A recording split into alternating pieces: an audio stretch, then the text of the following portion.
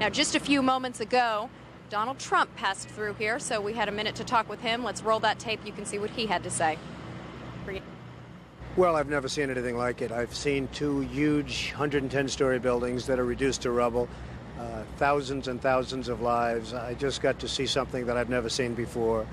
I have hundreds of men inside working right now, and we're bringing down another 125 in a little while, and they've never done work like this before. And they're hard-working people, but they've never seen anything like it, and they've never done work like this before. It's terrible. Tell me what it's like at Ground Zero. Tell me about the workers that you saw and what they're doing there. Well, not only is it devastation, but it's very dangerous because every few minutes a whistle would go off and everybody would just run because you have all the buildings around it, which are in such a weakened state that people just don't know. And so they just have to take off. And then they come back and they're working under 50-story buildings that you don't know if they're going to fall down. So it's a terrible thing for the workers, and it's a terrible thing for the world, really. How have you spoken to any of your men? Do you know how they're reacting to this? Because emotionally, this must be so incredibly difficult. Well, there are a lot of them, but they've never seen bodies like this. I mean, the bodies all over. The great thing is when they find somebody that's alive, like the 5 firemen that they just found a little while ago. So that's the great thing, and that's what they're all striving for. But generally speaking, that's not the case. That's not the case. So they are working very, very hard, but it's a very depressing situation for these folks.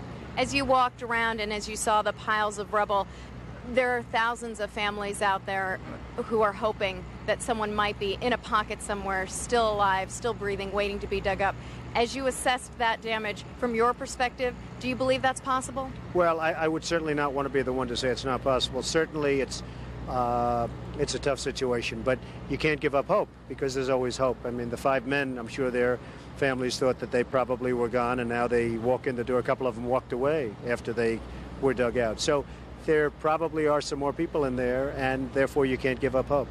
You've had an impact on the skyline of New York. What is it like as you see it now? It's like a whole different skyline. It's like a whole different city and world.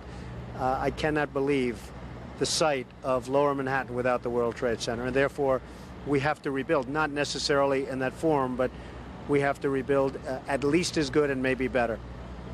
Just finally, can you tell me emotionally as you walked around, we've heard some of the stories from the firemen. They're so exhausted and mentally and physically. What was it like for you personally to go in and see all of what you saw? Well, it was amazing to see it. It was a very depressing scene, but I'll tell you what, you really can take heart. These firemen and policemen and the construction workers equally, the courage they have is unbelievable. I mean, they're working, digging out and lifting up steel, and above them you have 55-story buildings that are very possibly going to be pouring down on them any minute, and they're working like nothing's wrong. I mean, they're amazing.